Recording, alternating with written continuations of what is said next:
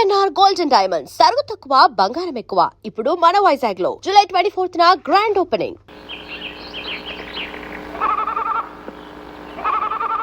ఏమ్మా, నువ్వు line man Narayana భార్యవు కదూ? అవునండి. ఎలా ఉన్నావమ్మా? ఎలా ఉంటాం బాబు, ఆయన పోయాక ఎండు పొలలు ఎండాకులు ఏరుకుని ఎండిపోయిన బతుకులయ్యాయి మాయి. ఏమ్మా, డిపార్ట్మెంట్ నుంచి మీకు రావాల్సిన నష్టపరిహారం ఇచ్చేశారా? నష్టపరిహారమా? ఎలా ఇస్తారు బాబు? ఏ ఎందుకు ఎవరు? డ్యూటీలో ఉండగా తాగి పడిపోయాడు కాబట్టి గవర్నమెంట్ వాళ్ళు మా పూచి లేదని చెప్పేశారు. నారాయణ తాగేవాడా? ఎవరు తాగరు బాబు ఈ ఊళ్ళో, అందరూ తాగుబోతు సచ్చినోళ్లే. పెళ్ళాం బిడ్డలు ఎంత నెత్తి నోరు మొత్తుకుని ఏడుస్తున్నా తాగుడుకు బలి కాని కాపరాలున్నాయా ఈ ఊళ్ళో? వాళ్ళకేం బాబు, ఖుషీగా తాగుతారు, కుటుక్కున పోతారు. మా బతుకులే ఇలా సావలేని బతుకులు, బతకలేని సావులు. వస్తాను బాబు.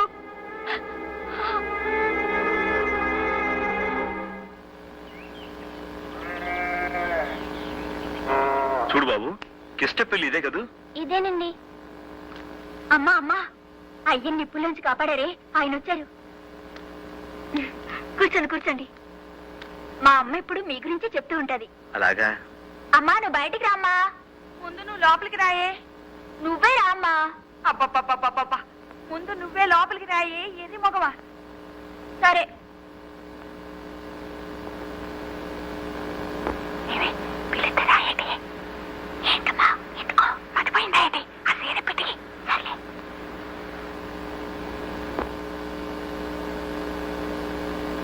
దండాలండి బాబు గారు. బాగున్నారా బాబు? గుర్తున్నాను అన్నమాట.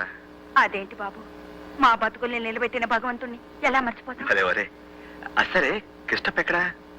ఆడిక్కడ ఎందుకుంటాడు బాబు గారు, కళ్ళు పాకల్లో దొల్లుతూ ఉంటాడు. కళ్ళు పాకలోనా? అదేంటి, ఇంత ప్రమాదం జరిగిన తర్వాత కూడా తను ఇంకా తాగుడు మానలేదా? ఎంత ప్రమాదం జరిగినా ఇంకా బతికే ఉన్నాడు కదండి. మరి సచ్చేదాకా తాగాలి కదండి. అర్ధరాత్రి ఇంటికొస్తాడు, అది లేదు ఇది లేదని ఏదెతుకు తింటాడు బాబు గారు. ఇవ్వకపోతే మా అమ్మ వైపు సీరేస్తానండి, నన్ను బండబూతూ తింటానండి. కూలో నాలో చేసి నేను 4 డబ్బులు తెస్తానండి. నేను కూడండి మా మొహన్ పడేస్తానండి. నువ్వు ఊరుకోయే. అదేంటి, అమ్మాయి లోపలనే మాట్లాడుతుంది? రామ్మా, బయటిరా. అది బయటికి రావాలంటే నేను లోపలికి వెళ్ళాలి బాబు గారు. ఉన్నది ఒక్క చీరేనండి. నేను సైతం విశ్వవీణకు తంత్రినై మూర్ఛనలు పోతాను. నేను సైతం భువన ఘోషకు వెర్రి గొంతు కవించి మ్రోతాను. నేను సైతం ప్రపంచాబ్జపు తెల్లరేకై పల్లవిస్తాను. నేను సైతం బ్రతుకు పాటకు గొంతు కలిపేను. అయ్య బాబాయ్, పంతులు గారా, ఇదేంటండి బాబాయ్ ఇలాగొచ్చారు? లోకం అంతా తలకిందులైపోద్దండి. ఏంటి చిన్నబాబు గారా? రండి బాబు రండి. మీ నాన్నగారితో గొడవ పెట్టుకున్నారని కదా బాబు, కరెక్ట్ గా రావాల్సిన చోటుగా వచ్చారు బాబు. మాలాంటి వాళ్ళు ఇక్కడ నుండి వెళ్ళి గొడవలు పెట్టుకుంటాం, తమరు లాంటి చదువుకున్న వాళ్ళు గొడవలు పెట్టుకుని ఇక్కడికి వస్తారు కదా. అరే అప్పగా అయ్యగారికి 200 మిల్లీగ్రాములు పోయిరా. ఏ క్లాస్? 200 మిల్లీలు తాగితే గొడవలు తగ్గిపోతాయంటావా? తాగి చూడండి బాబు, తర్వాత చెప్పండి కదా. నేను వచ్చింది తాగడం కోసం కాదు, మీ అందరి చేత తాగుడు మానిపించడం కోసం. మహాత్మా గాంధీ గారు వచ్చారా? చూడండి బాబు, గాంధీ గారికి 100 ఏళ్ళు నిండగానే ఇచ్చారు బాబు. ఏంట్రా నీతులు చెప్తున్నావు? ఏమయ్యా, నీ వ్యాపారం కోసం ఇంతమంది ఉసురు పోసుకుంటావా? నీకేం న్యాయంగా అంటే నువ్వు చెప్తే మేము వ్యాపారం అది కదయ్యా, నేను చెప్పే.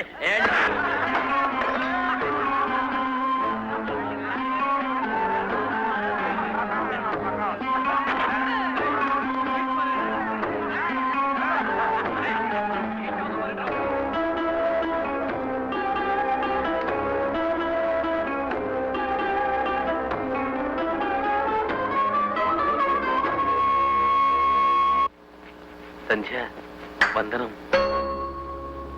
సంధ్య వందనం, సంధ్య వందనం. సంధ్యావందనం చెయ్యబోతున్నాను.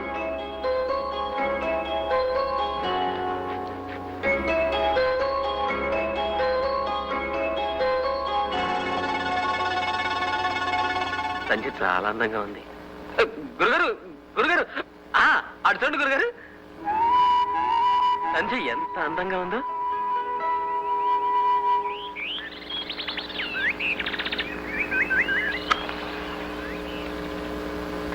వాళ్ళు తాగి తందనాలాడితే మీకెందుకు?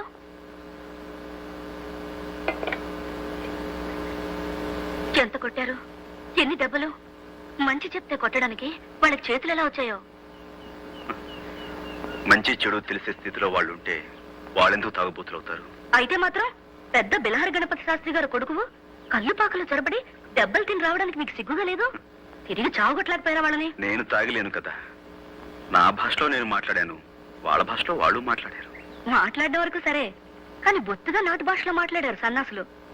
మరెప్పుడు వాళ్ళకి బుద్ధి చెప్పాలనుకోకుండా మీకు మంచి బుద్ధి చెప్పారు వాళ్ళు. వాళ్ళకు బుద్ధి వచ్చేంత వరకు నాకు బుద్ధి రాదుగా.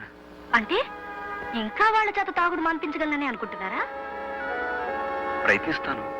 మళ్ళీ వాళ్ళు మిమ్మల్ని తంటే? తనులు తింటాను. మళ్ళీ నా ప్రయత్నం నేను చేస్తాను. మళ్ళీ మళ్ళీ చేస్తాను. ఈ ఊళ్ళో ఏ మూల ఏ చెడ్డ జరిగినా దానికి ప్రత్యక్షంగానో పరోక్షంగానో కారణం తాగుడేనని తెలుస్తుంది. అలాంటి తాగుడు నేను మానిపిస్తాను.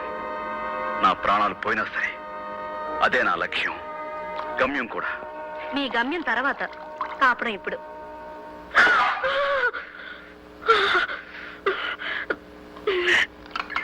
అల్లుగుడ్డయే ఎర్రంగని మా బొమ్మర్తి గాడు అల్లిగినాడు. నా పిచ్చి తండ్రి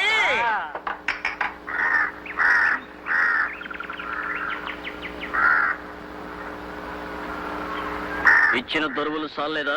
మళ్ళీ వచ్చావు? అవును, మళ్ళీ వచ్చాను. ఇక్కడున్న వీళ్ళెవరూ తాగడానికి వీల్లేదని చెప్పడానికి వచ్చాను. తాగొద్దని చెప్పడానికి నువ్వెవడవయ్యా? ఆకాశం నుంచి దిగొచ్చిన దేవుడువా? వెళ్ళరమ్మా. ఏమండి, ఒక్కసారి నా మాట. అంటే మంచి మాటలతో చెప్తే వినిపించుకోరన్నమాట. మీ భాషలో చెప్పాలంటారు. చెప్తా. ఆ భాష నాకు బాగా తెలుసు.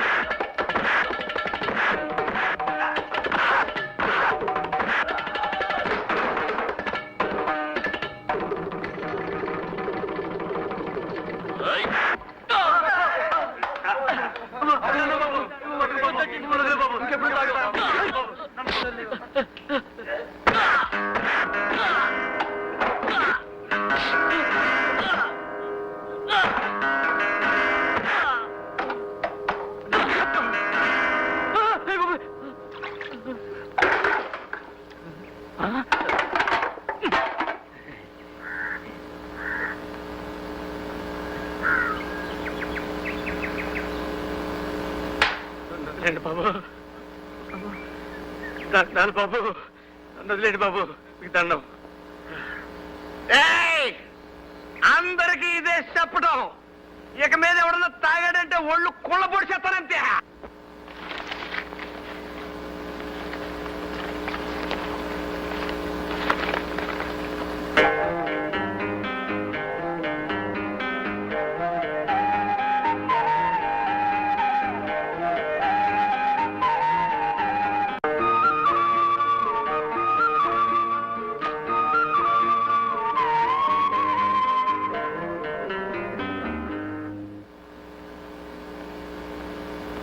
చారుకేశ, సాధన ప్రారంభిద్దామా?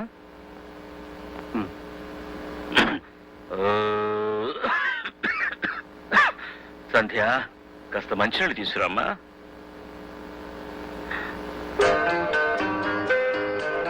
అదేమిటి ఆకు?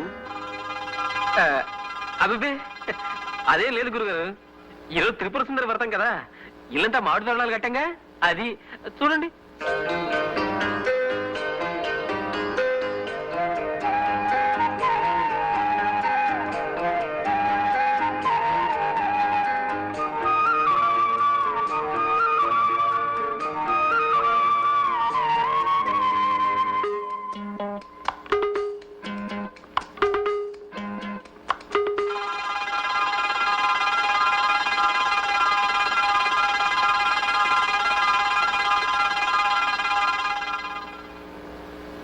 సుందరి నీ దివ్య రూపము చూడ. తనకు దొరికేనమ్మా. ఏమిట్రా ఇది? ఈరోజు త్రిపుర సుందరి వ్రతం కదా, ఈ త్యాగరాజ కీర్తన మీ చేత పాడించుకుందామని మర్చిపోకుండా ఆకు మీద రాసుకున్నానండి. అలాగా, పాడుతాను బాబు. సంగీతం మీద అంత శ్రద్ధ ఉన్నందుకు నాకు చాలా సంతోషం నాయన. వాళ్ళని కొట్టినందుకు నాకు చాలా బాధగా ఉందంటే, వాళ్ళకి నాకు తేడా లేదనిపిస్తుంది. కానీ వేరే గత్యంతరం లేక. చూడండి, మీరు కొట్టినందువల్ల వాళ్ళ పగ పెట్టుకుంటారే గాని మారిపోతారనుకున్నారా? మీకు భయపడి కొన్నాళ్ళు చాటుగా తాగుతారు, తర్వాత మళ్ళీ కథ మామూలే. వాళ్ళని కట్టుకున్న పెళ్ళాలే నోరు మూసుకుని భరిస్తున్నారు. ఇక వాళ్ళని మీరు ఎలా బాగు చేయగలరు? అవును, వేరే మార్గం ఆలోచించాలి.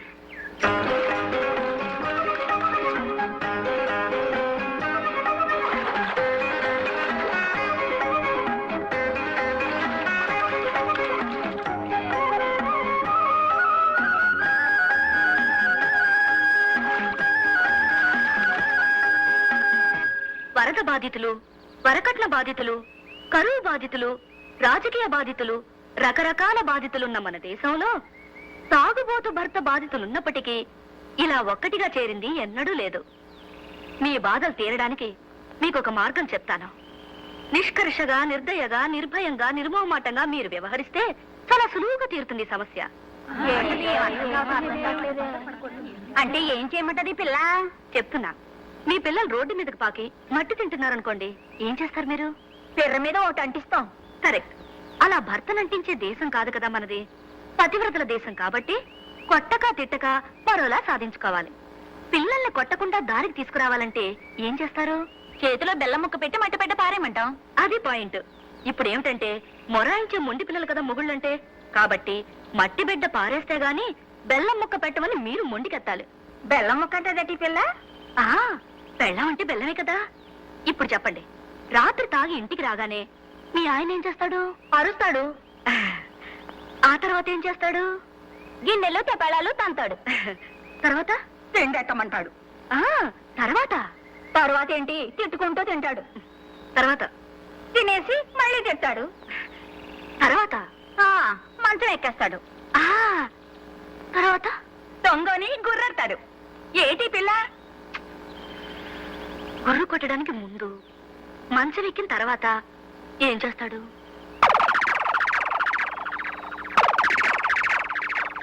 అది ఇక మీద అది వీల్లేదని ఖచ్చితంగా చెప్పేయండి. ఈ రోజు నుండి తాగొస్తే అతని పక్కకు కూడా మీరు వెళ్ళకూడదని ఒట్టు పెట్టుకోండి. ఏ రోజు తాకపోతే ఆ రోజే పక్కకొస్తామని నిక్కచ్చిగా మీ ఆయనతో సవాల్ చేయండి.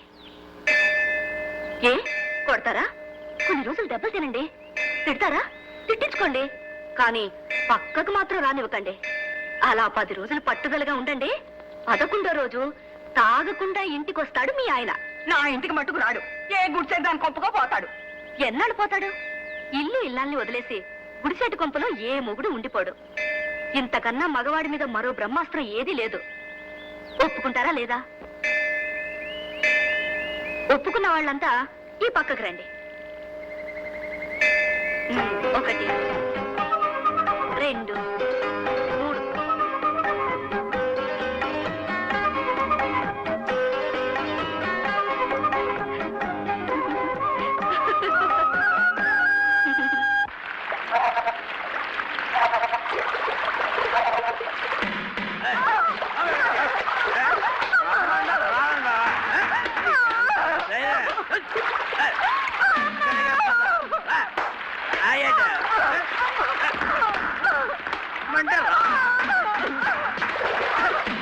అందరి బాధలు చూస్తుంటే మనం అనుకున్న పథకం తప్పేమో అనిపిస్తుంది.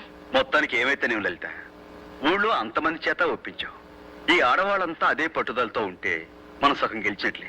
ఆగండి, మన వాళ్ళలో మహాపతివ్రతలు కొంతమంది ఉన్నారు కదా, అదే సమస్య. మానేశాను మానేశాను మానేశాను మానేశాను మానేశాను. కళ్ళు కుండలా నిండుగా నువ్వు నా ఎదురుగా ఉండగా నాకు ఎందుకే కళ్ళు? నిన్ను ముట్టుకోకుండా ఈ అన్నాలు బతకగలనే. మానేశాను, నీ మీద ఒట్టు.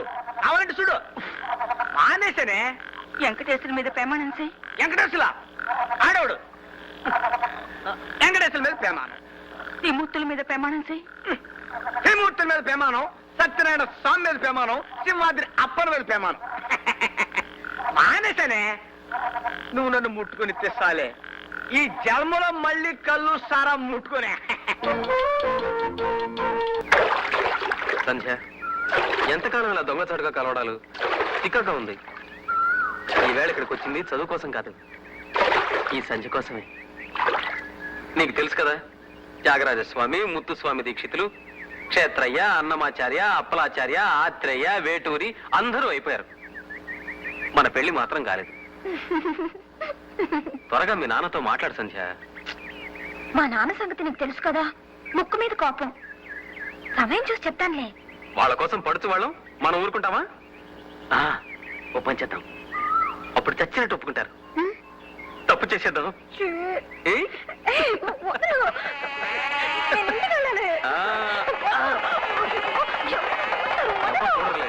సంధ్య, సంధ్య ఆగు, ఆగముంటే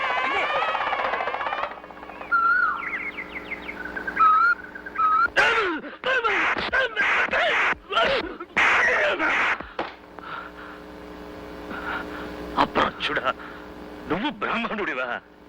నీకా నేను బ్రహ్మోపదేశం చేశాను? గురువు దైవమని మాయమాటలు చెప్పి నా వెనక నాకే కోతలు తీస్తావా? ఎంతకు తెగించావురా ద్రోహి, ద్రోహి! పడకండి, మీరు ఎక్కువ మాట్లాడకండి, మీ ఆరోగ్యం బాగలేదు. నా సంగీతానికి వారసుడు కావాలని చెప్పి చెరదీశానే గాని నా బిడ్డకు భర్తవు కావాలని కాదురా, కాదు. గణపతి శాస్త్రి కూతురు పెళ్లి చేయాలంటే ఇలాంటి అనాథతో ఏం కర్మరా? ఎన్ని లక్షలైనా వరకట్నంగా ఇచ్చి మంచి అల్లుండి కొనుక్కోగలను. చూడరా, తల్లెత్తి నన్ను చూడరా. ఎవరిని? నేను గణపతి శాస్త్రిని, వ్యవహారి గణపతి శాస్త్రిని. నా ఎదురుగా నిలబడే అర్హత నీకుందిరా? నేను చూడు, వాడి చూడు. ఇంత చేసి ఇంకా నాకు విసురుతూ నిలబడ్డాడు, నక్కలాగా.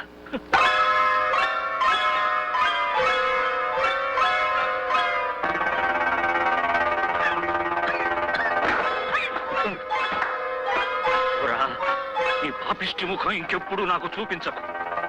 ఈ నీడ కూడా బిలహరి గణపతి శాస్త్రి ఇంట్లో మరెప్పుడు పడకూడదు. పోరా,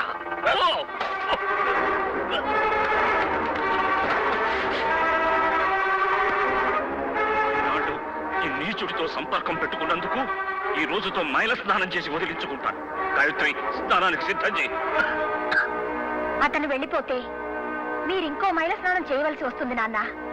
అది నా కోసం.